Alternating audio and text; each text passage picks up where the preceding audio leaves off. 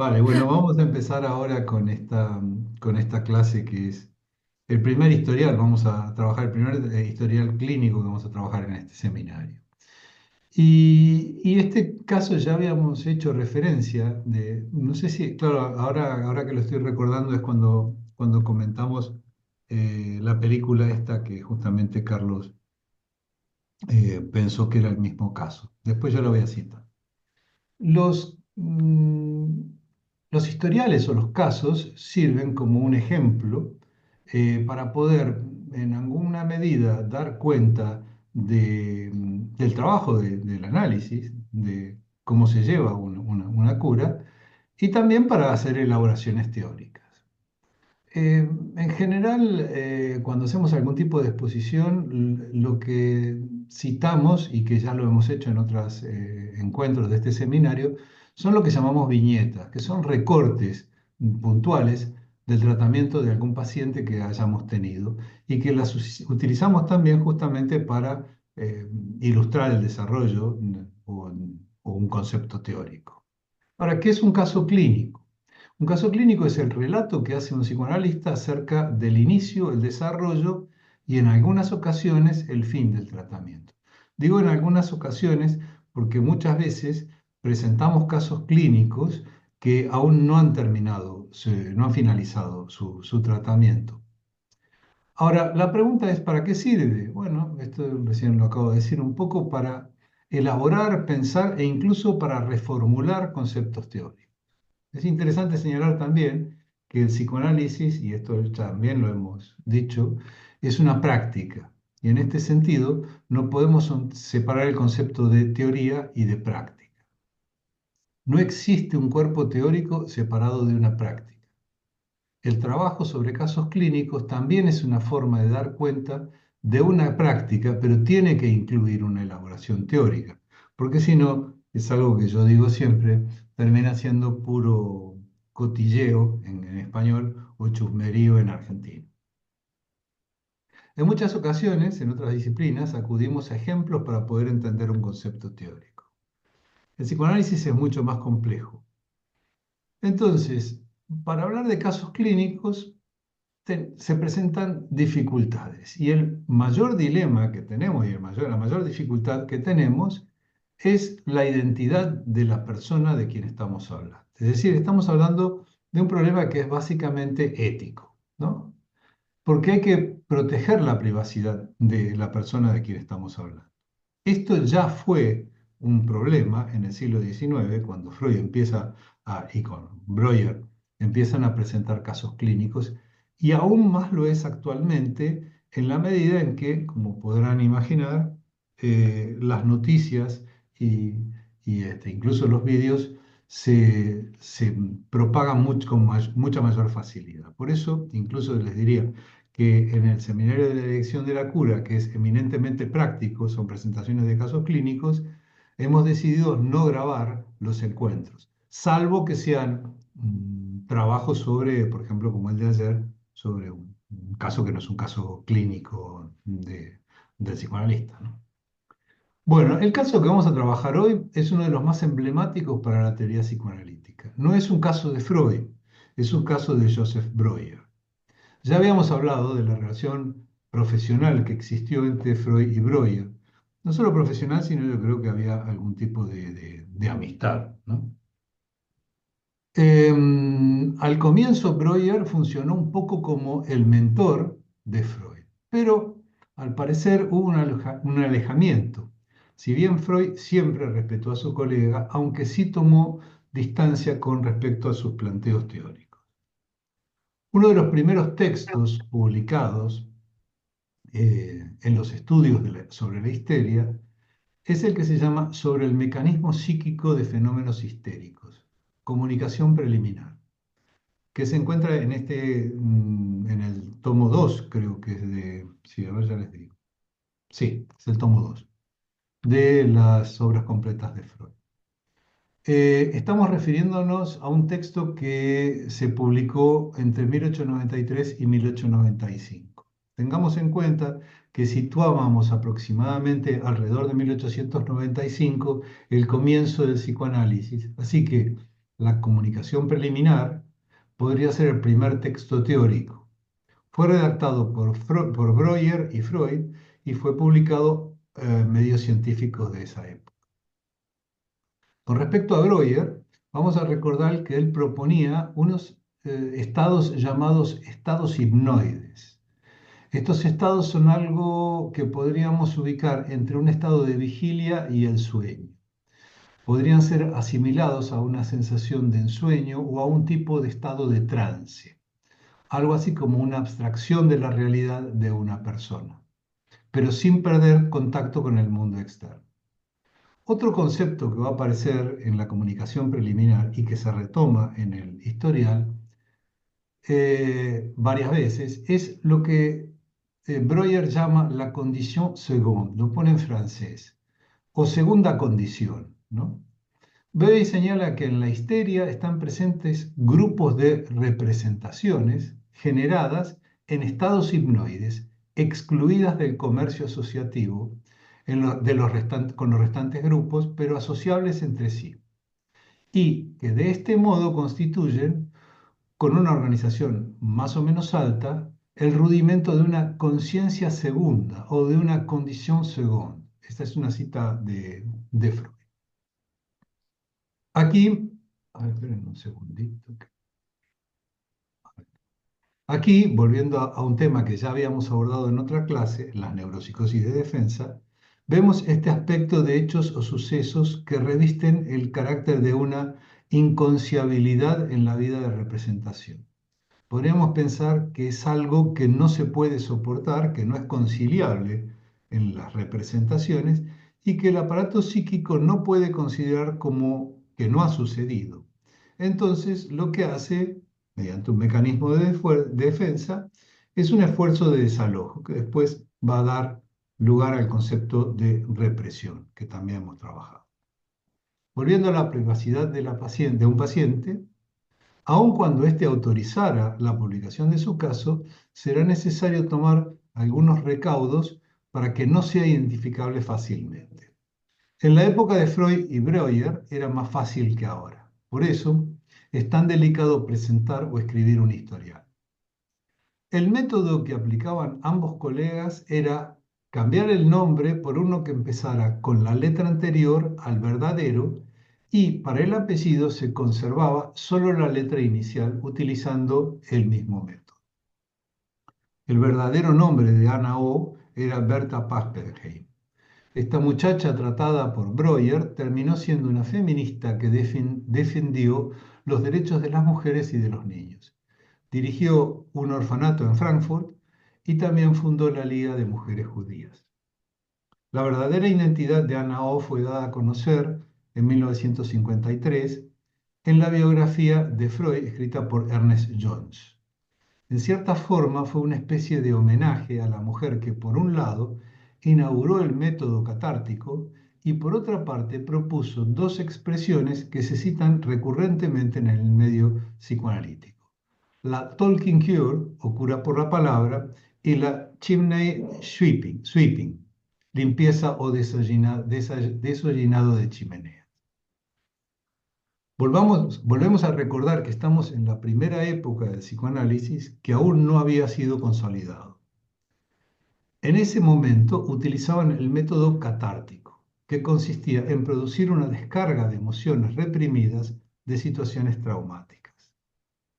En esa condición segunda de la que habíamos hablado antes, en ese estado de trance, Ana O podía acceder a recuerdos y emociones que no estaban disponibles en su estado consciente habitual.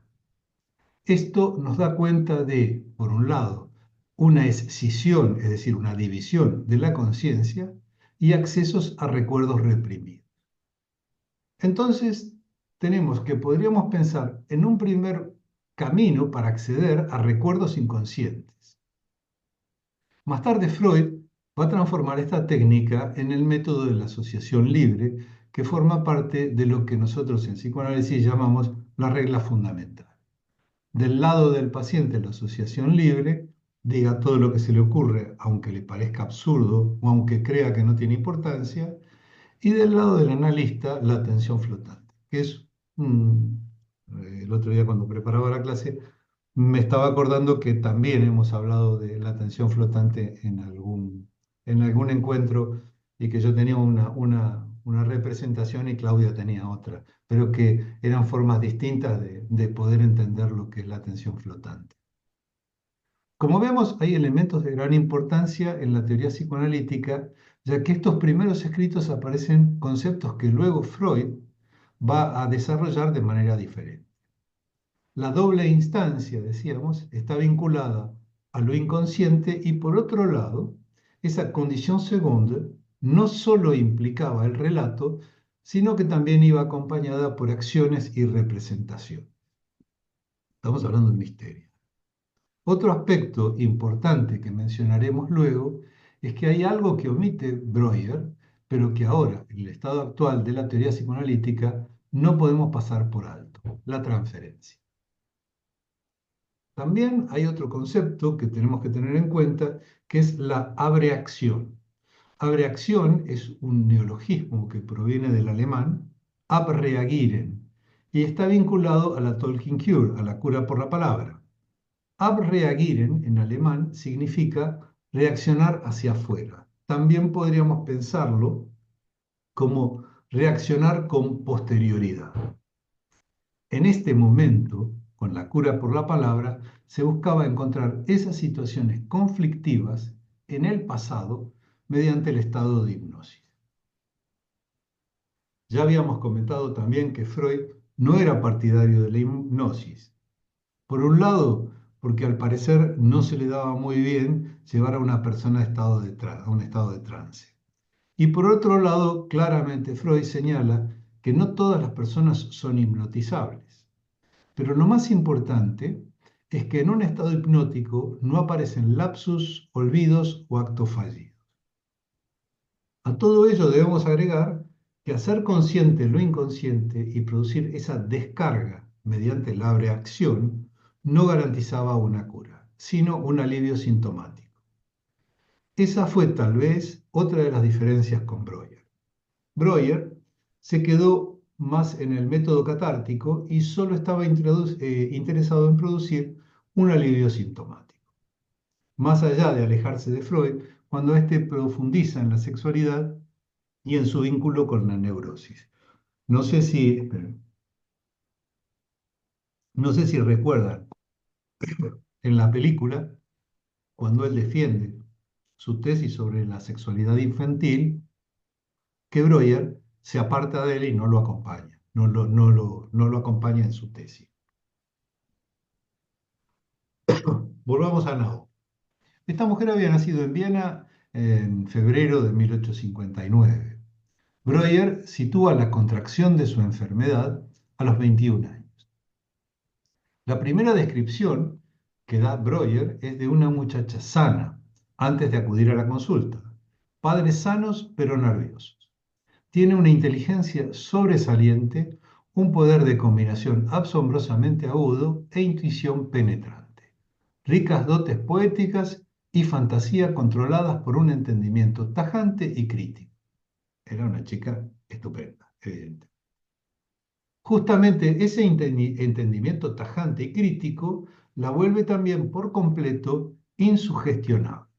Solo argumentos, nunca afirmaciones, influían sobre ella. Aquí podemos ver un primer aspecto interesante: la sugestión, otra de las diferencias con Freud. Breuer da cuenta de otra característica positiva de Ana.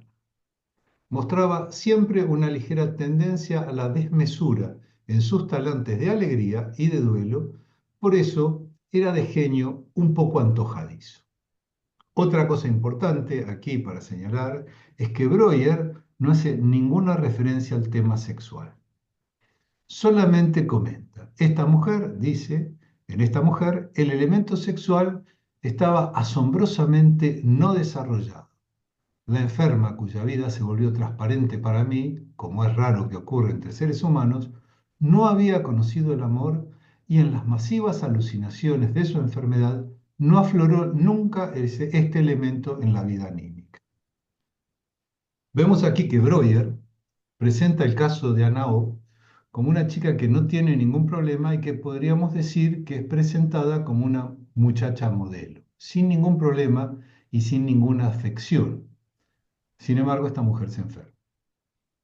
Breuer tenía una formación médica y hace una presentación del caso utilizando el método clínico de la época para presentar enfermedades. Entonces, describe distintas fases bien separadas en el proceso de la enfermedad. La primera fase es la fase de la incubación latente, que va de julio a diciembre de 1880. En esta fase aparecen el inicio de los síntomas leves y algunos episodios de ensoñación. Y también hay una alucinación inicial de una serpiente negra. Después voy a explicar bien y lo vamos a leer del texto de Breuer. La segunda fase es la fase de contracción manifiesta, que es de diciembre de 1880 a abril de 1881. Agravamiento de los síntomas que serían estrabismo, parálisis y contracturas. Y otro hecho importante es la muerte del padre en abril de 1881. Tengamos en cuenta que esta muchacha empieza el tratamiento, empieza a acudir en julio de 1880 y unos meses después, o sea que estamos hablando de unos 6, 7 meses, 8 meses después, muere el padre. Y se sitúa como desencadenamiento de esta neurosis eh, la dificultad que ella siente en el acompañamiento y en el cuidado del padre que está gravemente enfermo. Ahora vamos a contar un poco qué era lo que le pasaba a este hombre. La tercera fase es la fase de sonambulismo persistente, que es de abril a diciembre de 1881. Aquí hay alternancias entre estados normales y de sonambulismo. Y aquí es donde aparece esta idea de la cura por conversación o talking cure. Y la cuarta fase que nos propone Breuer es la fase de una progresiva involución de la enfermedad. Es decir, empiezan a desaparecer gradualmente los síntomas a través de la hipnosis y del relato de las vivencias.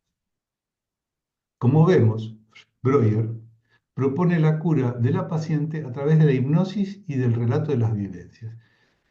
Estaba en alguna medida, yo creo que fascinado por la posibilidad de hipnotizar a pacientes e indagar sobre el pasado y las vivencias de estos pacientes. Con respecto a los síntomas físicos que aparecen en este editorial, aparecen parálisis y contracturas que aparecieron durante estados de ausencias asociados a eventos traumáticos. Y ahí aparece el episodio de la serpiente negra. Estrabismo convergente y visión borrosa, relacionados también con episodios de tensión emocional y afectos reprimidos. Hay un episodio donde ella quiere mirar la hora y está al lado del padre y se le nubla la vista por las lágrimas, pero no quiere que el padre se dé cuenta de que está llorando, entonces acerca el reloj, entonces se le produce un estrabismo, porque claro, tiene los ojos todos llenos de lágrimas. Pérdida del lenguaje, inhibición causada por angustia y reprimendas, y son episodios que suceden cuando quieres sofocar las respuestas.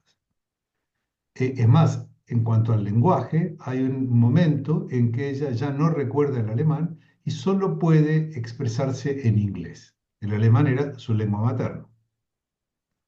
Tos nerviosa, que es desencadenada también por un deseo reprimido al escuchar música bailable.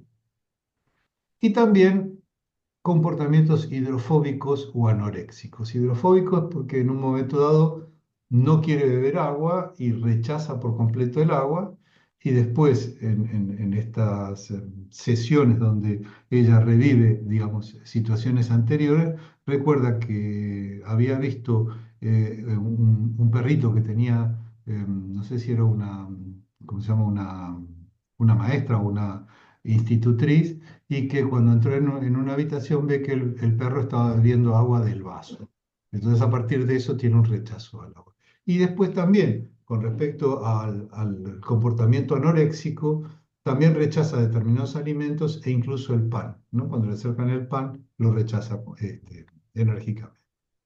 Con respecto a los síntomas psíquicos, tenemos estados alternos de conciencia divididos entre un estado normal y uno díscolo, que sería el alucinado. Alucinaciones, ahí aparece el tema de la serpiente negra, incluso las serpientes en los dedos con calaveras en las uñas, ahora lo vamos a ver. Amnesia parcial, pérdida de memoria en los estados, básicamente esos que le llama estados díscolos. Y cambios de idioma, usos del inglés en lugar de la lengua materna. También resulta significativo esta repetición de rutina de sueño, vigilia, luego de la muerte del padre. Por la noche no dormía, durante el día dormía un par de horas y luego se animaba sobre el atardecer. ¿En qué consistía el método terapéutico? En alcanzar un estado de trance hipnótico, identificar la vivencia relacionada con el síntoma y encontrar su causa emocional. En el caso del rechazo al agua, una vivencia de ver al perro que bebía de un vaso le causaba asco. En varios pasajes del historial, Breuer relata un agravamiento de los síntomas cuando Breuer, se aleja. De hecho, durante un tiempo, Ana se muda al campo porque vivía en un tercer piso y había tenido ideas suicidas. Breuer no podía trasladarse permanentemente al campo, por lo cual la veía con menor frecuencia. En estos estados de gran agitación le administraba cloral. Cloral era un sedante suave, que vendría a ser el equivalente de un ansiolítico de la época actual. Y era Breuer el que se lo recetaba y evidentemente el que se lo administraba.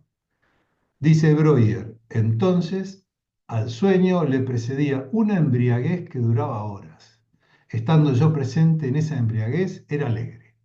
Pero en mi ausencia emergía un desagradable estado de emocionalidad angustiosa.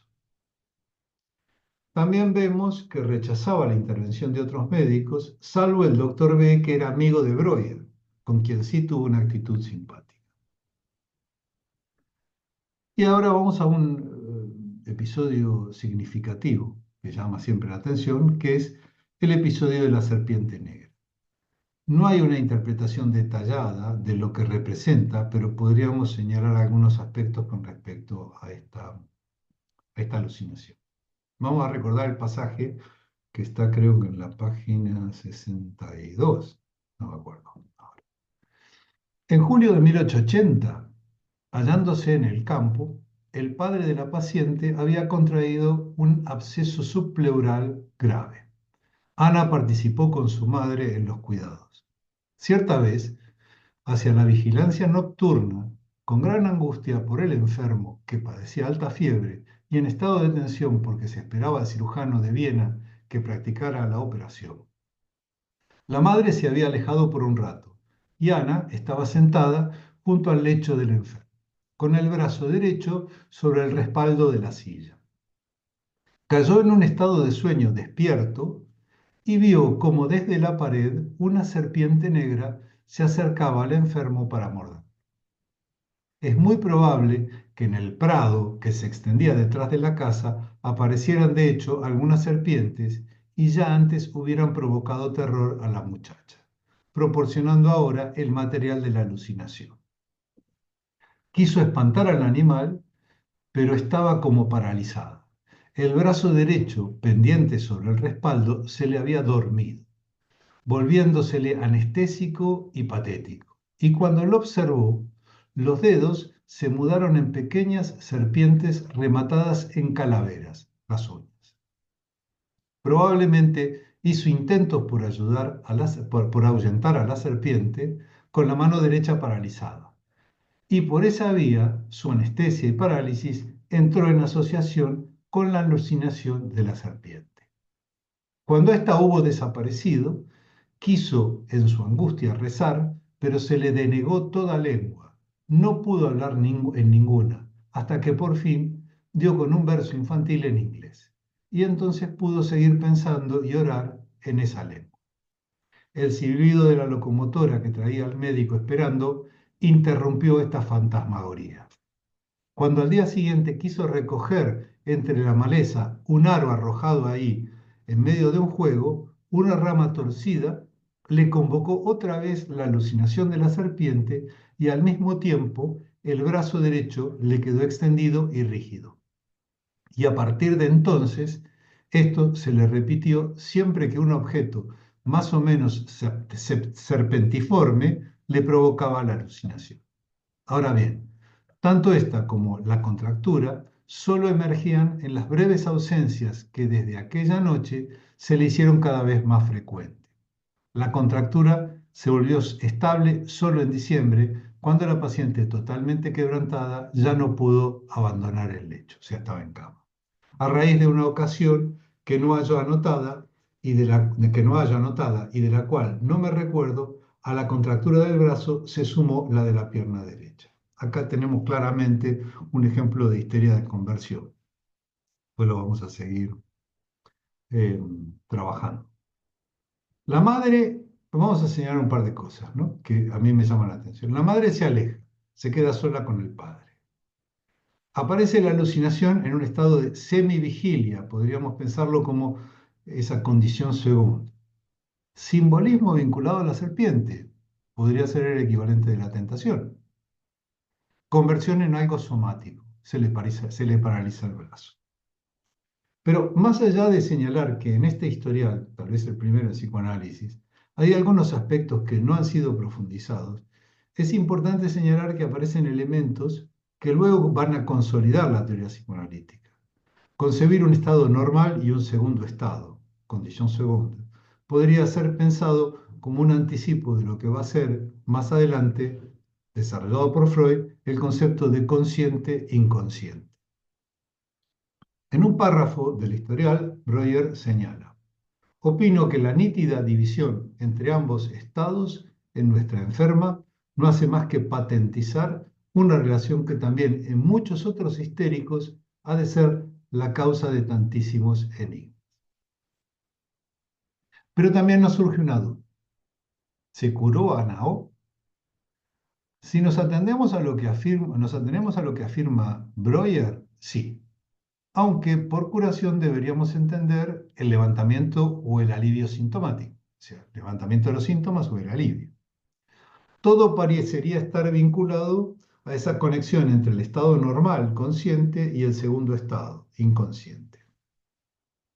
Dice Breuer: en cuanto al hecho asombroso de que desde el comienzo de la enfermedad hasta su término, todos los estímulos provenientes del estado segundo, así como sus consecuencias, se eliminaran duraderamente al ser declarados en la hipnosis, ya lo he descrito y no tengo nada que añadir sobre él, como no sea asegurar que no fuera una invención mía sugerida a la paciente. Al contrario, me sorprendió en grado máximo y solo después de haberse producido una serie de tramitaciones espontáneas, desarrollé a partir de ahí una técnica terapéutica. La curación final de la histeria merece todavía algunas palabras. Estoy hablando esto es una cita de Breuer, ¿eh? Sobrevino de manera descrita la curación, con una intranquilización notable de la enferma y un agravamiento de su estado psíquico. Se tenía toda la impresión de que la multitud de productos del estado segundo, que habían permanecido en letargo, esforzaron ahora su ingreso a la conciencia y eran recordados, es cierto, que al comienzo solo en la condición segunda, pero gravitaban sobre el estado normal. Es decir, a través de este método, lo que había logrado es que digamos, estos pensamientos, estos síntomas que aparecían en el estado segundo, mediante este método podían aparecer en la conciencia llamada normal. Cabe considerar la posibilidad de que en otros casos una psicosis, punto terminal de la histeria crónica, puedan tener igual origen.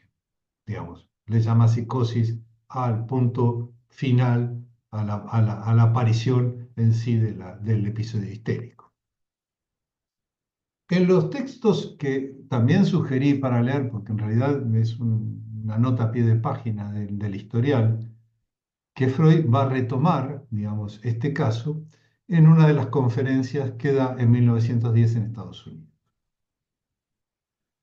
Eh, Son 5 conferencias que dictó, están en el tomo 11, creo, de Amor Orto. En la primera parte de la primera conferencia, Freud expone el caso de Arnaud. Habiendo leído el historial de Breuer, parece una especie de resumen que conserva lo esencial del caso. Además, utiliza Freud un lenguaje más claro, ya que está explicando a médicos y a gente interesada en el tema las primeras nociones del psicoanálisis. Pero si alguien lo ha leído y han podido leer hasta el final, van a ver que Freud toma una distancia categórica con la posición de Breuer. En el último párrafo, Freud dice, por lo demás, la tesis de Breuer acerca de los estados hipnoides demostró ser estorbosa y superflua, y el actual psicoanálisis la ha abandonado. Les diré luego, si quiere indicativamente, qué influjos y procesos habrían de descubrirse tras esa divisoria de los estados hipnoides postulados por Breuer.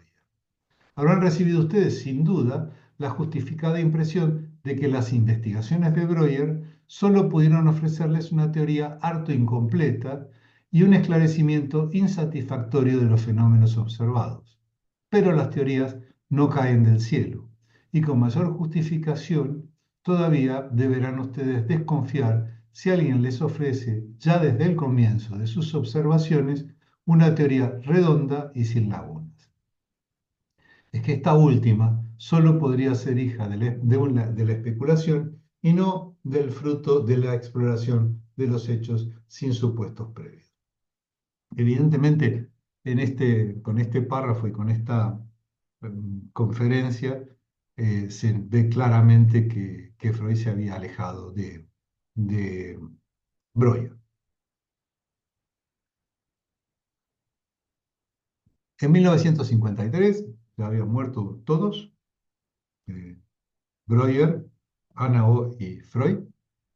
Ernest Jones publica una biografía de Freud, vía y obra de Sigmund Freud. Y allí es donde se conoce la verdadera identidad de Anna O. Pero también se saben otras cosas.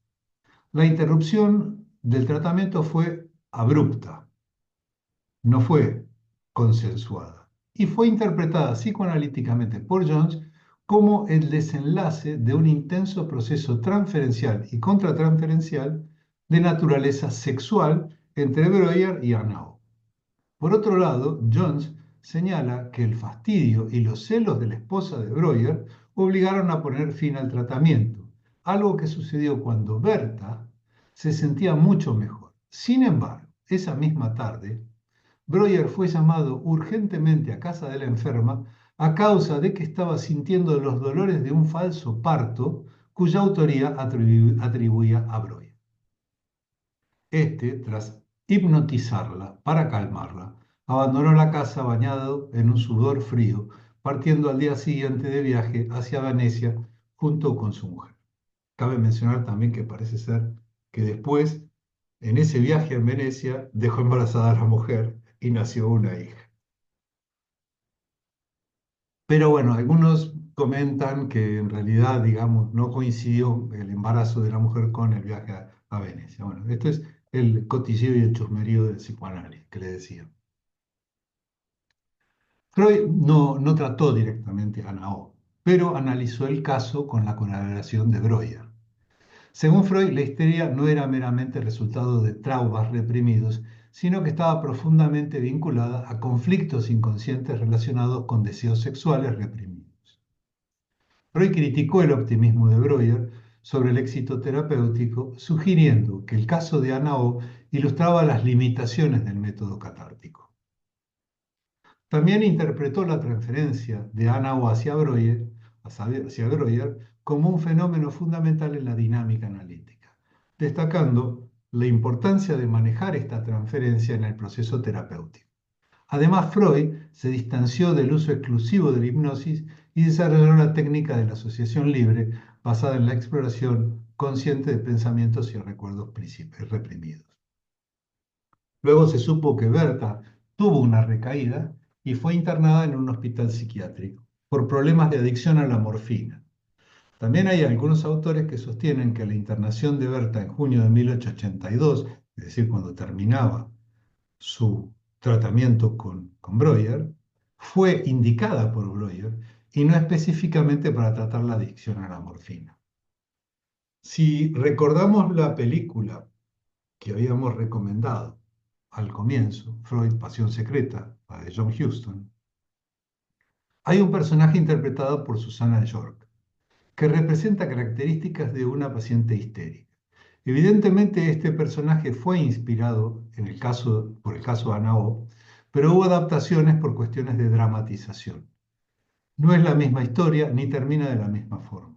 Ana O no fue paciente de Freud, pero durante su tratamiento existía una relación profesional muy estrecha entre Freud y Breuer, lo que indica que seguramente Breuer comentaba el caso de Ana O con Freud.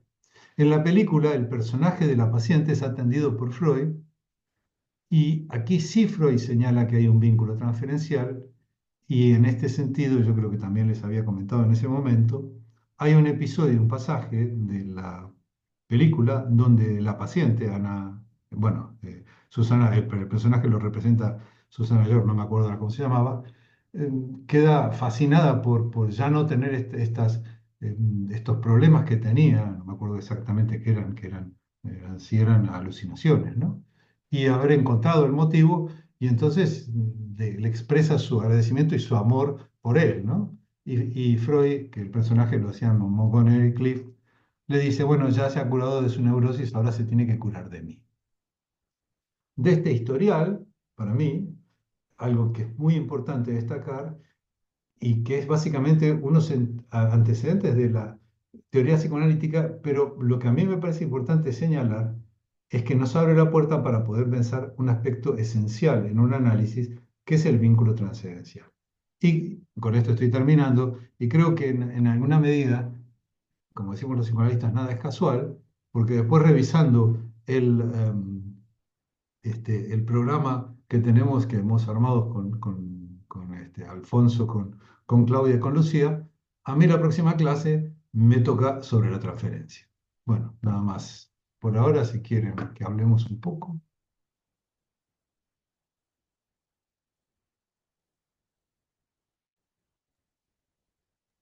Bueno, a mí me ha parecido, Alejandro, tremendamente interesante porque también es verdad que yo lo desconocía bastante y más la presentación tan exhaustiva que has hecho, pero fíjate que en ese desconocimiento yo te iba siguiendo, tu hilo conductor, y llegó un momento que como en una película me lo estaba esperando.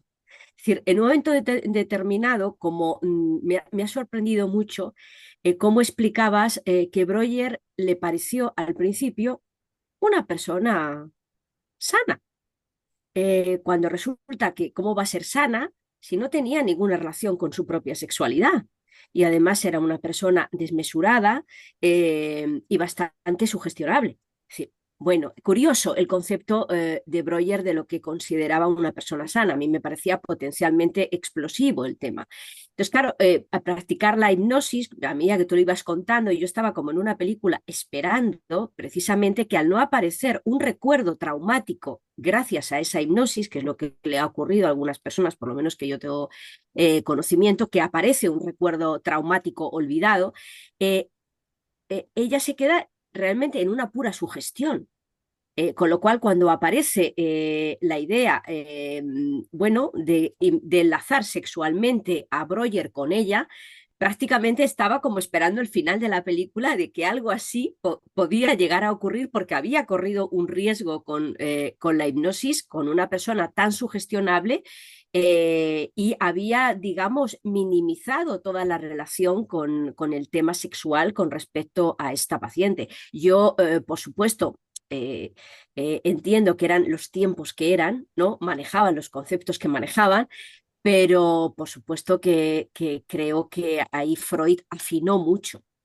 Es decir, y estoy totalmente de acuerdo con las, no digo críticas, sino puntualizaciones que Freud le hizo a Breuer. Evidentemente estoy más a favor de Freud. A ver, al parecer Freud tenía una personalidad bastante particular, se fascinaba mucho, se dejaba fascinar mucho con colegas nuevos y después terminaba peleándose. Esto incluso lo señala Elizabeth Rudinesco, hay una biografía de Freud de ella que está bastante bien. Eh, sí, a mí hay muchas cosas que me llaman la atención de este historial.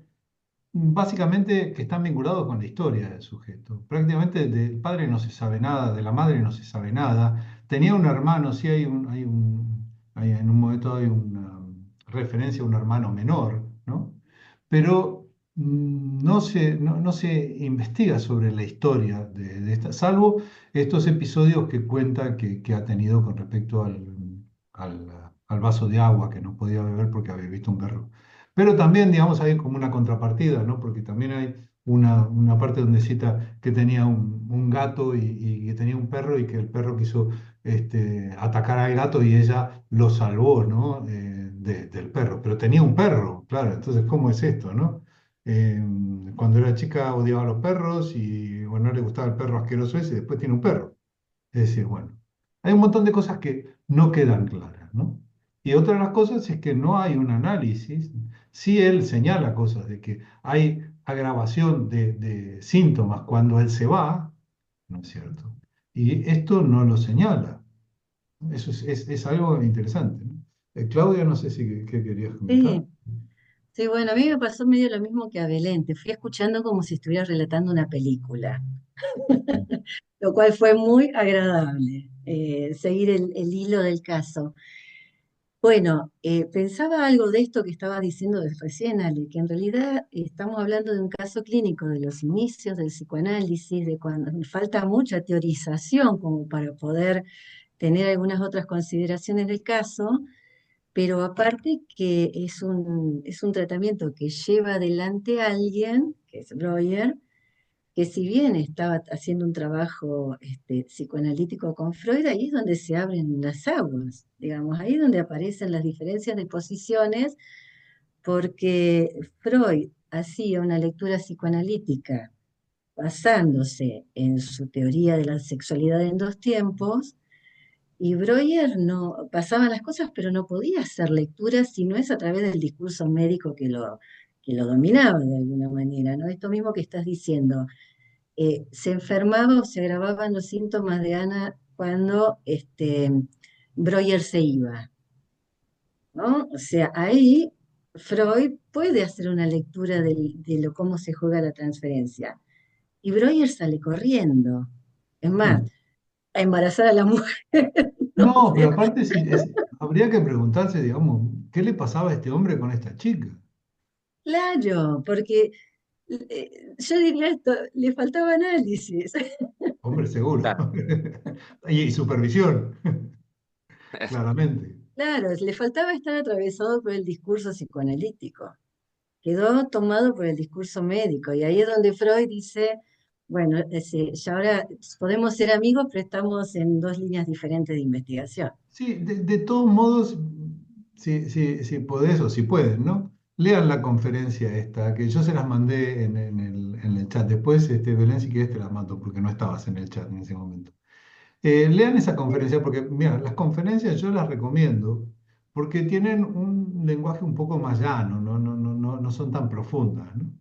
Y cuando lo leía la conferencia, yo digo, bueno, parece ser que Freud le hizo el resumen del caso, ¿no es cierto?, que expone. Y en todo el desarrollo, él, digamos, ejemplifica, digamos, da cuenta de la teoría psicoanalítica a través del caso de Ana O. O sea, no habla mal de Breuer, pero al No. final lo destruye, ¿no? Porque al final dice, bueno, evidentemente este tipo se quedó en la nada, ¿no? No pudo avanzar. Bueno, También, sí, ¿sí que hay decías? una cosita que me parece muy interesante que vos rescataste de esa conferencia, que es un consejo que Freud le da a quienes lo están escuchando, que dice algo así, a ver cómo es que lo dijiste así: desconfiar de las teorías redondas y sin lagunas. que eso nos sirve a todos los psicoanalistas. Sí.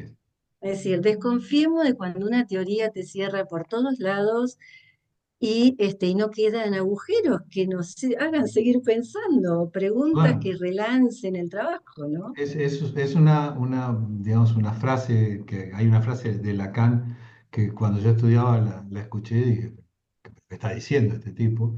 Y ahora me doy cuenta de que tenía mucha razón, que es desconfíen de lo que entienden. Y me pareció realmente muy acertado, ¿no? Porque cuando todo cuadra, mm, hay algo raro. Mm. Perdón, antes de Alfonso solo decir que levanto la mano porque no me sale levantar la mano, no sé por qué. Después de Bueno, Alfonso. después. ¿Antes de Alfonso o después? Después, Alfonso. Bueno, felicidades, Alejandro, por traernos el caso. Y bueno, yo lo estaba pensando según te escuchaba, claro, por Breuer como médico, cómo recoge la información. Y me recuerda ahora cuando llegan pacientes de los tratamientos psiquiátricos, que realmente son histerias, ¿no? En el siglo XXI peristerias, y la recogida de datos que yo compruebo es prácticamente muy similar a los datos neurológicos, todo con relación a los datos que estaba tomando Breuer. O sea, te encuentras eso y cómo en el momento en que se produce el vínculo de trabajo y la transferencia comienza, que yo creo que ahí es donde se queda en Breuer sin conocerlo. La transferencia es la que está produciendo en un momento dado el alivio sintomático, es decir, él se va, ella empeora, en fin, toda esa situación. Incluso es muy interesante luego lo que traes con relación a la adicción que efectivamente tenía ella, porque algunos casos ahora que vienen diagnosticados de, yo qué sé, de qué elemento del DSM van unidos a cuestiones vinculadas a la adicción.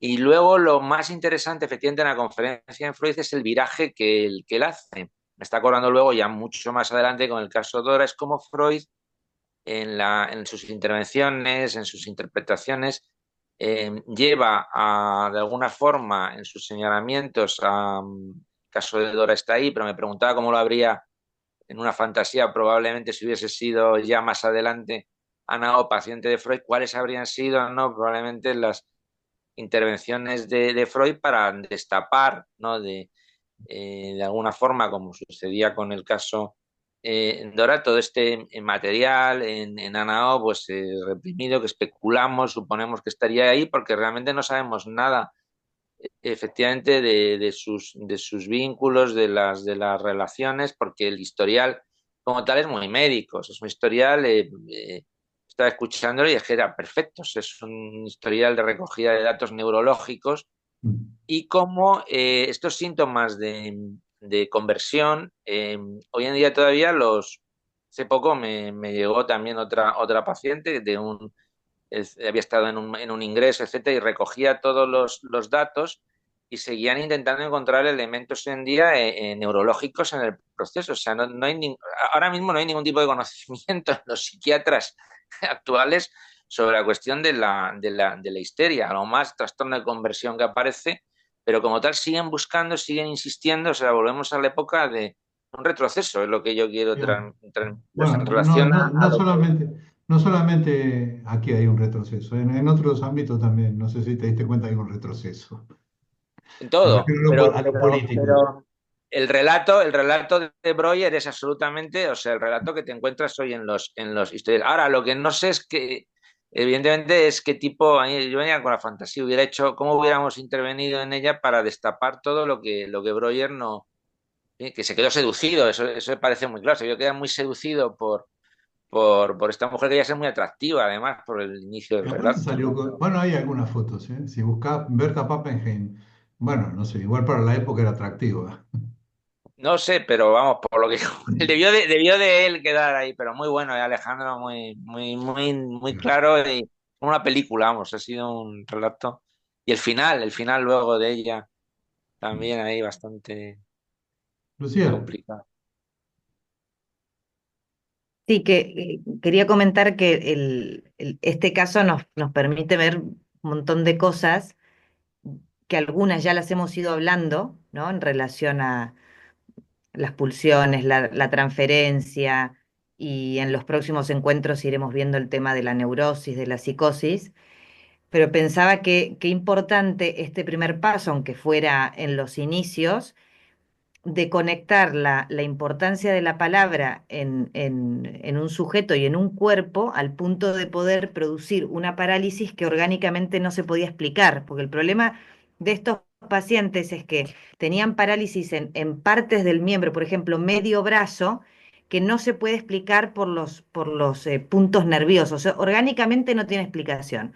Entonces, hasta ese momento esa gente era considerada o muy loca o que estaban actuando, que estaban Simuladores, dramatizando, ¿no? simuladores. Entonces creo que una de las cosas que tuvo muchísima importancia en ese momento con casos como este es realmente ver el peso que puede tener la palabra, no simplemente por hablar, porque ya sabemos que solo hablar no cura, ¿no?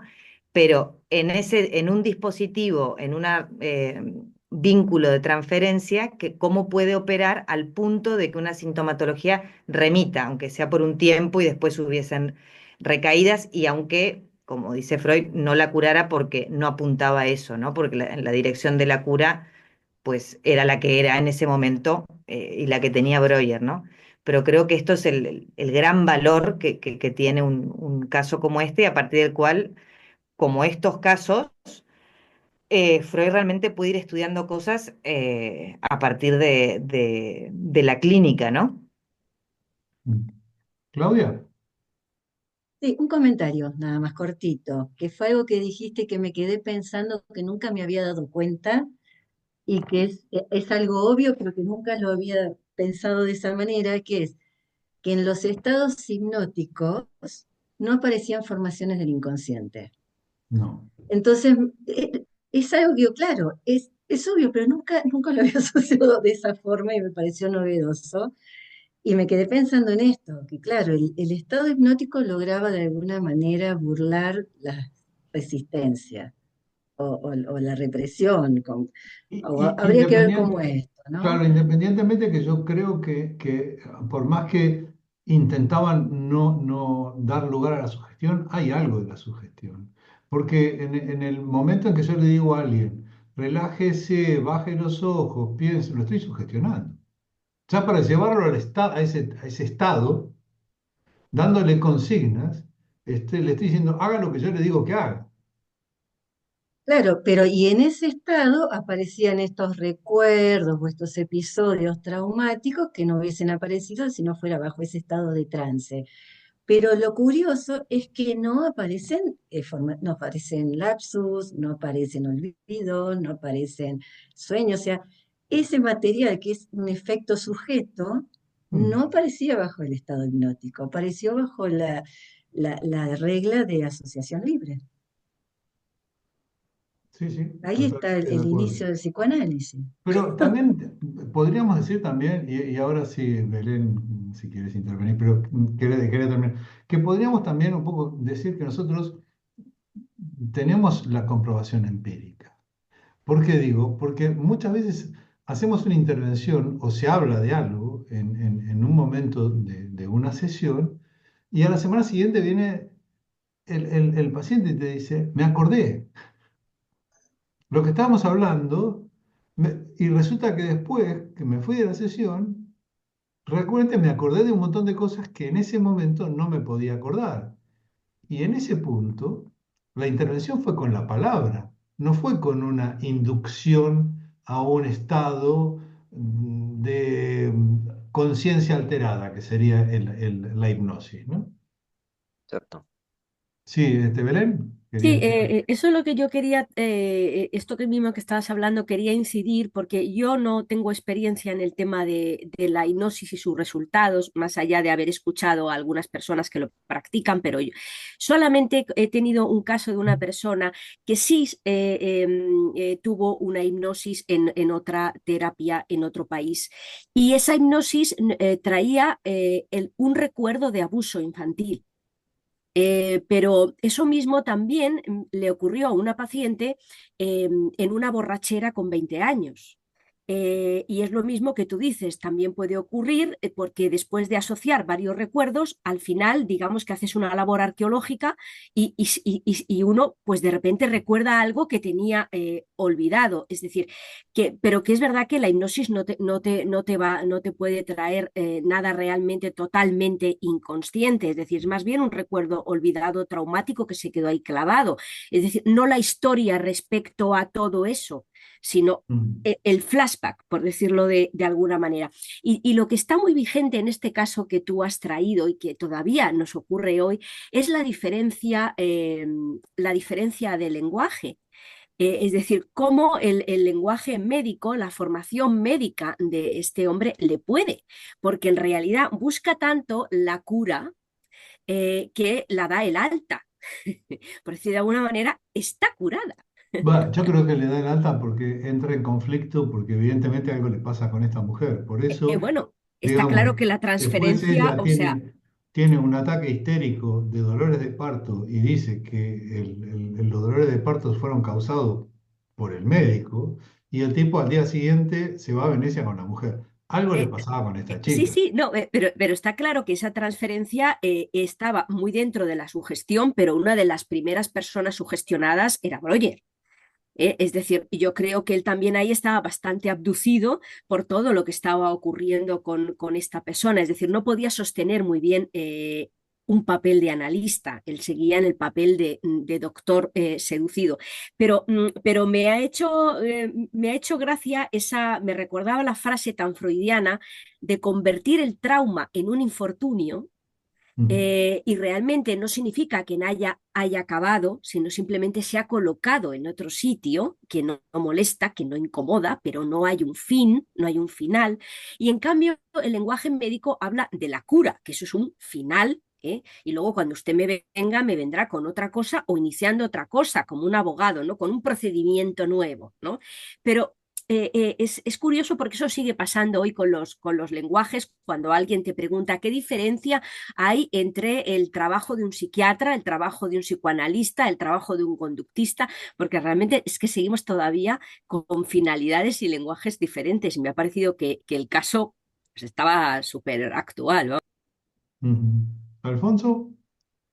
Sí, siguiendo con lo que estamos comentando de la hipnosis, o sea, yo creo que en el caso de Ana Hoy en general, por eso Freud la abandona, es que o sea, ahí la hipnosis no produjo en Ana probablemente ningún efecto terapéutico ni sintomático. Fue el vínculo con este hombre, con el propio Breuer, la escucha y el que estuviera fluyendo la palabra de ella. Por eso Freud abandona pronto la cuestión de la hipnosis. Lo que sí es interesante es lo que tú comentabas, yo creo, Alejandro, la cuestión en las hipnosis, por lo menos yo lo que oí ahora, cuando se aplican hay mucho elemento también transferencial y sugestivo. O sea, el alivio sintomático es por el vínculo, pero un vínculo que yo creo que es lo que dice luego Freud en las conferencias, que no tiene que ver realmente en el psicoanálisis trabajamos lo que es la transferencia, veré muchos modelos de vínculo. Hay gente que va a un psicólogo y mejora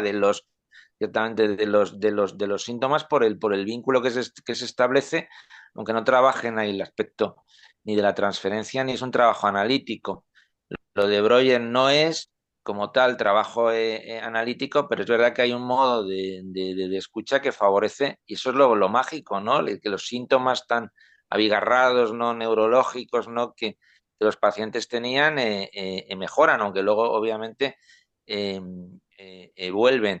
Eh, claro, debía de haber un elemento seductor ahí muy fuerte, en una histeria muy potente, y luego la recaída, claro, la recaída luego en el proceso porque se siente abandonada en el momento en que la deja, vuelve otra vez a caer, lo cual nos lleva también a pensar también los vínculos, la transferencia y cómo desanudar luego los procesos no transferenciales y de Sí. vínculo para que se desarrolle un final de análisis Yo adecuado. incluso iría un poco más lejos, sí. Igual ahora Claudia quiere comentar algo, pero con respecto justamente a la transferencia, porque la palabra transferencia viene de transferir, digamos, sentimientos sobre una persona importante de la historia del sujeto sobre la persona del psicoanalista. Entonces, claro, acá lo que faltaría es trabajar un poco que, digamos, toda la problemática edípica de esta mujer que no fue trabajada, ¿no? O al menos no fue, digamos, presentada y el otro tema es que hay algo que dice Lacan, que en realidad, digamos, la transferencia es una resistencia, ¿no? Es decir, y entonces, bueno, una resistencia a la cura. Y claro, acá viene algo que es para mí esencial en un análisis, que es el manejo y que es de parte del analista, ¿no? El manejo de la transferencia. Y justamente lo que tiene que hacer un analista cuando aparece un episodio de esto es hacer trabajar esa resistencia que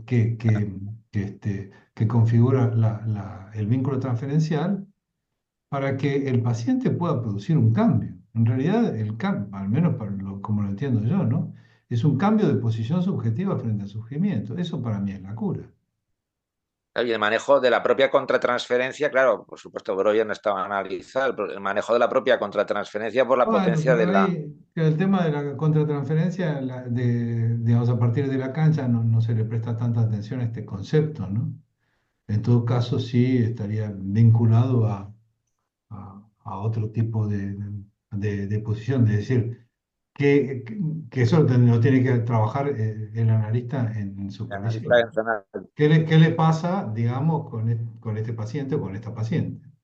Claudia, Bueno, yo iba a hablar de eso justamente, iba a decir algo de eso porque pensaba en esta diferencia, ¿no? Entre la transferencia, que es lo que el analizante pone en el analista y que eso hay que ponerlo a trabajar, y otra cosa es lo que le pasa al analista con el paciente, ah, o sea, es justamente lo que puso en jaque el tratamiento de Breuer con Ana, ¿no? O sea, ahí hubo algo que no se pudo manejar porque Breuer no se enteró que eso tenía que ver con él, pero pensaba en esto, que justamente en la contratransferencia, que es algo que a veces pasa, que nos pasa cosas con los pacientes, si eso no se lleva al análisis y no lo trabaja el propio analista, hace obstáculo. O sea, tarde o temprano eso hace obstáculo. Entonces, por eso es tan importante que los analistas nos analicemos, porque si no es imposible, pero quiero señalar este, que digamos que digamos, este concepto de contratransferencia no significa que no tenga que haber una transferencia positiva.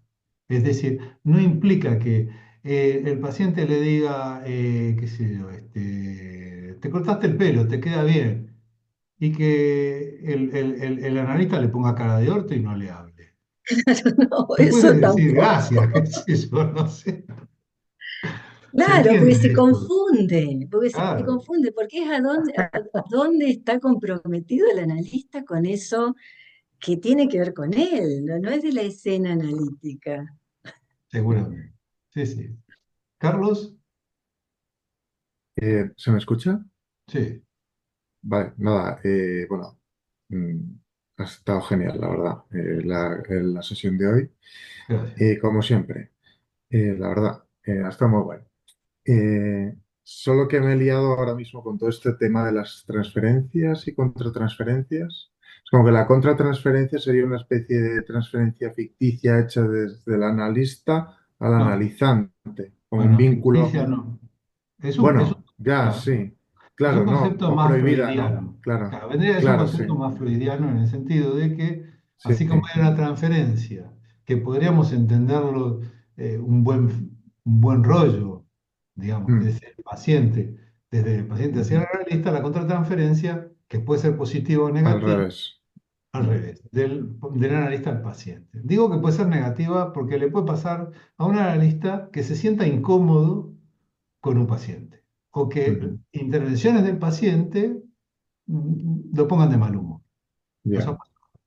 O te angustien, Sí. O te porque angustien, algo ¿no? que, claro, algo Vale, que sí, dice el eso. paciente te toca y vos decís, ¿qué me pasó con esto? ¿No? O sea, está bueno eso, pero aparte hay otra cosa importante respecto de la contratransferencia, que hubo toda una línea dentro del psicoanálisis, y creo que todavía la hay, de que se sirven de ese sentimiento que le surge al analista como para pensar la dirección de la cura.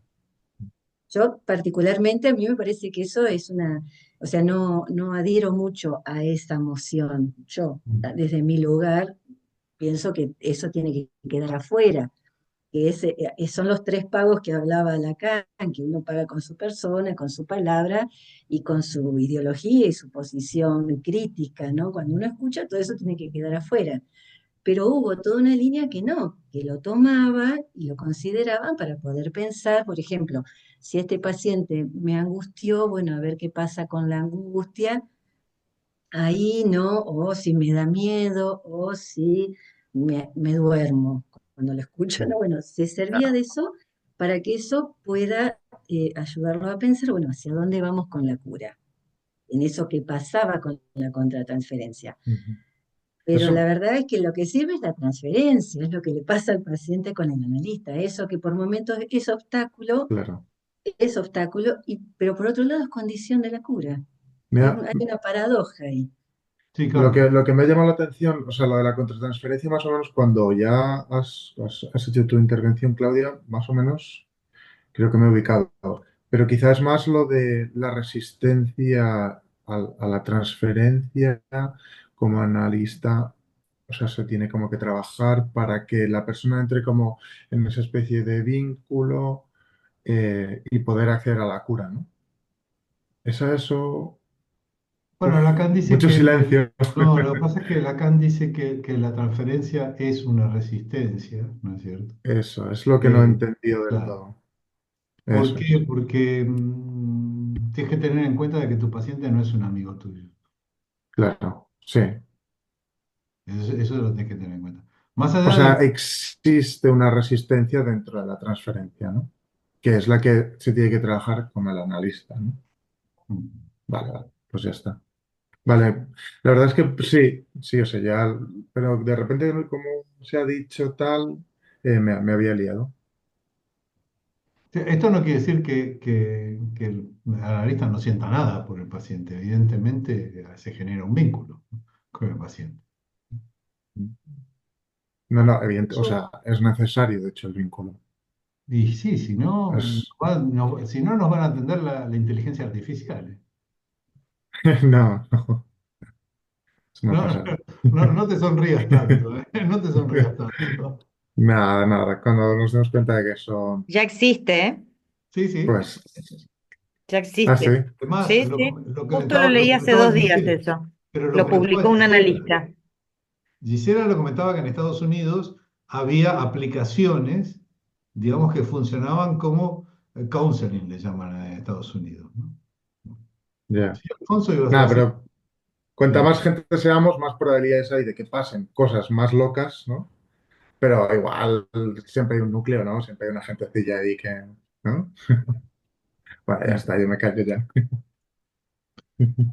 Sí, Alfonso, ¿qué querías decir? Sí, hablábamos, estaba pensando en la transferencia, ¿no? Y en el caso que se ha tenido, en definitiva, la transferencia positiva, lo que realmente hay elementos, ¿no? Que se proyectan en la lista, en el caso este, claro, una transferencia de amor, porque la cuestión del amor está ahí en juego, es decir, Ana, o probablemente enamorada de alguna manera en la transferencia, ¿no? En la cuestión edípica de Breuer como transferencia de amor, ¿no? Que en algún momento. Luego ya Freud dice que hay que deshacer la neurosis de transferencia y que eso tiene que irse el propio proceso analítico deshaciendo. Y luego con relación a la contratransferencia, esto eran, claro, los analistas de la escuela británica, kleinianos y postkleinianos, que trabajan mucho la cuestión de la contratransferencia. Yo creo que sí que puede ser que tuviera alguna utilidad es cuando surge la contratransferencia y el analista está a su vez en análisis, sí puede ser valioso. En mi caso sí que en alguna ve sucedido ese trabajo de la contratransferencia en análisis. Pero es verdad que hay mecanismos de defensa, ¿no? Que los klinianos trabajan, las proyecciones, las identificaciones proyectivas que te hacen en un momento dado sentir, ¿no? De alguna forma los pacientes que pueden tener luego, si tú lo elaboras, lo depuras en análisis, algún efecto de valor de ver qué mecanismos es que se está poniendo en juego, pero bueno, eso ya también es muy discutible, ¿no? Depende de las. Lacan, Eh, desde luego, no, claro, Lacan nunca lo, en es fin, que decía yo que la creo que es concentración en hay que dejarlo análisis aparte. yo creo que es análisis y en supervisión, básicamente. y en supervisión en los dos espacios, pero sí cobra, se puede cobrar ahí un valor, digamos, no digo total, pero sí informativo hacia dónde pueden ir algunas cuestiones, siempre que se trabaje, siempre que, hombre, en el caso de Broye se quedó inundado por tanto se inundó que se fue del tratamiento, no lo soportó, A ver, andás soportó a esa ver qué, situación. qué sentía por esta chica. Claro, Sí, Lucía, querías decir algo. Sí, en relación a lo que comentó Carlos y Alfonso, Puso eh, en el chat, puso Carlos que se tenía que ir. sí, que yo creo que contra transferencia hay. Lo que pasa es la diferencia entre un poco lo que pasó con los postfreudianos, que eh, se incluía la interpretación de la contratransferencia en la dirección de la cura, que eso es muy diferente a decir que que siempre hay efectos contratransferenciales en un análisis. Y que después Lacan esto le da una vuelta de tuerca diciendo que al final las resistencias son del analista, porque justamente contrarrestando un poco que los postfreudianos ponían todo el peso ¿no? de los efectos de la contratransferencia en el paciente y sí. lo usaban interpretándolo en la cura, ¿no? Creo que un poco es eso, pero que existir existe. A ver las ailas. A ver las ailas. Sí. Somos humanos, chicos. ¿Sí? No Sentimos sabía. cosas, sentimos cosas. No somos robots de Yo inteligencia creo que artificial. el psicoanálisis desde la inteligencia artificial no va a funcionar porque las máquinas no tienen agujero. Ah, Y si los tienen bien tapados. Entonces, No, y lo que aparte, nos Lo hace que sí funcionar a creo nosotros que es el deseo. sin Para otra. interpretarla, sí que pueden orientarnos, Yo porque, tengo un paciente porque que a mí me me ha pasado decía, muchas veces de verme sorprendida por efectos que me produce a mí, algo que está pasando, que está diciendo, o el lenguaje corporal del paciente o lo que sea, que después me permiten pensar, bueno, ¿qué pasó acá, no? Por qué a mí me produjo esto? No interpretándoselo al paciente, sino para orientarse uno. pensarlo, exacto. No Y interpretarlo perdón, nunca. lo que estaba diciendo de la inteligencia artificial es que me quedé muy impactada porque hace 2 días leí una publicación de una analista mexicana que explicó que un psicólogo, que no sé si le estaba haciendo una consulta o algo, le dijo que él ya estaba usando, el psicólogo, una aplicación por la cual o sea, si tiene, qué sé yo, si se le superponen dos pacientes a la vez, uno lo pone con la IA. No, claro. es muy fuerte, pero que esto Tremendo. ya no es dimes y diretes, que ya cuando uno lo escucha de una persona que, ¿no? Que tiene nombre y apellido, dice, wow. ¿sabés Ya, lo que pasa, Lucía? Es posible que un psicólogo se pueda manejar con la inteligencia artificial porque se maneja con el signo. Entonces, uno podría introducir un discurso en una máquina y de eso que se desprenda algo medio generalizado. Lo que pasa es que como nosotros trabajamos con el significante, es imposible. Hay algo, Sí, el con el psicoanálisis inconsciente, pero nunca va creo a que es que poder incluso pasar por eso. cualquier psicólogo que se precie como tal, no importa que no sea analista, es fuerte igual pensar eso, ¿eh? No, Es una totalmente, línea que se cruza muy totalmente. fuerte, ¿eh? ¿y qué tenía Bueno, dos mira, tarifas? Con inteligencia artificial era más barato. les voy a comentar algo, que yo tengo un paciente que está estudiando psicología acá, y dice que muchos profesores de él, lo que un poco recomiendan al alumnado, que por ejemplo cuando tienen alguna situación que no pueden resolver y qué sé yo, bueno, que se lo planteen al chat GPT, que el chat GPT les va a tirar alguna intervención, o sea, les hacen todo el armado como para que le digan al chat. Ponete en posición de psicólogo. Tengo este problema, tal chico no me respondió o me dejó 2 horas sin responderme el chat y cuando me respondió me dijo tal y tal cosa. ¿Qué quiere decir eso? El chat Y el le chat arroja GPT todas. y el chat GPT se analiza. ¿Con quién? ¿Con Google se analiza? Perdón, no tiene contratransferencia, es buenísimo. El problema sería cuando la inteligencia artificial empezara a tener contratransferencia. Ahí sí que, Ay, ahí mira, que habría. me estoy deprimiendo con lo que estás diciendo. Pero estás diciendo algo muy interesante, Claudio, porque claro, si tú pones en el chat el ejemplo que tú has puesto, mando un mensaje, no me responde. Automáticamente él le va a decir, te están haciendo ghosting. ¿Qué significa Sí. el ghosting? ¿Quién hace ghosting? Narcisista. ¿Qué es un narcisista? Tiene estas características. O sea, al final bailando, Totalmente, claro, totalmente. Pero, Por eso digo, son respuestas generalizadas en función de patrones. Pero bueno, es ¿Viste? un poco la versión actualizada de lo que había antes, que eran las tarjetitas aquellas que soñaste equivale a qué número para jugar a la lotería, es lo mismo. A mí nunca me dio resultado. Ahora, Siempre si probé. quieren que les arme rápido, por ejemplo, qué visitar en una ciudad, lo pones en ChatGPT Y te lo- pone y en un segundo tenés La una una avalancha guía guía de... ya. turística. Le Una guía decís, ya. quiero irme 10 días a Tailandia con un presupuesto acotado de tanto. ¿Cómo armame el viaje? O Y lo mejor arma tarifa todo. de fibra en España. No, No, no. pero a ver, Para inteligencia algunas cosas artificial, es pues, muy útil y para otras cosas muy claro, peligrosa. que no hay que descartarla para uso de repente, ¿no? Pero yo no me fiaría de la inteligencia artificial. No, sí, es hacer broma para no llevarse Claro, las manos claro. a la cabeza. No, no, pero Porque no si me no fiaría sería. incluso de repente para buscar información. Mira, me pasó el otro día que me acordaba de una frase no sé si era de Freud o Lacan, y no me acordaba dónde la había leído, de Lacan. ¿Dónde estaba esta frase? ¿Dónde está? Bueno, Y le preguntaste, copio. A ver, Entonces me dicen, la Seminario de la Angustia, clase 10. Me leí y no no está. solamente de la edición de Paidós, sino de otra que traje de la Escuela Freudiana de Buenos Aires, que creo que está traducida por Rodríguez Ponte, no me acuerdo. Leí las dos porque yo digo, quería ver el contexto en el que Lacan dice esa frase y no estaba. O sea, dije, me Por engañé, eso te digo no que ¿Escribiste, yo, hiciste una sabe todo. reclamación al chat GPT?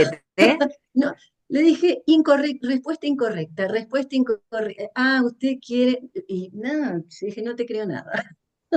Lo le volviste pudiste loco poner, al chat Claudia. GPT. Lo Le mandaste deciste en el análisis, pulso. Le lo ganaste en mandaste a el estudiar pulso. a No la te Es un cara. creo, psicólogo el chat voy a tener que GPT. y me lo terminó diciendo una amiga que me dice, no, está en tal lado. ¿Viste? Cuando uno ya va a los grupos, ¿ya quién se acuerda dónde está esta frase? y tu amiga tiene Ahí, inteligencia natural, no artificial. Claro. Que no has metido todavía suficientes datos de psicoanálisis en el chat. Claro. así que me parece Bueno, que más vale preguntarnos entre nosotros, chicos, que ahí seguro, podemos llegar a encontrar alguna aproximación, aunque sea. seguro.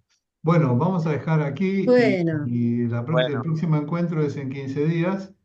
¿Quién va a dar? ¿A quién le toca? Claudia. hoy vamos a trabajar el tema de las fobias. Me da miedo.